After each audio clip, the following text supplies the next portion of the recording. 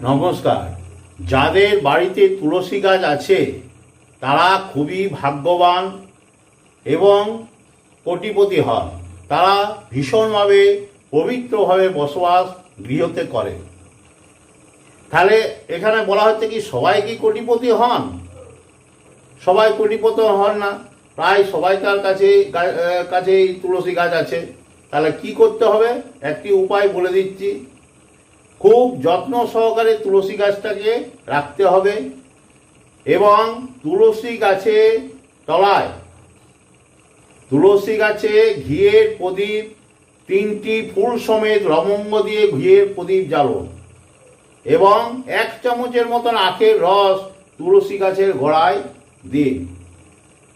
দিয়ে দেখুন না 1 বছর পর আপনার কি ফল হয়। নিশ্চিত আপনিও অর্থের মালিক হবেন, কোটিপতি হবেন, নিশ্চিত। আপনি করে দেখুন কাজটা।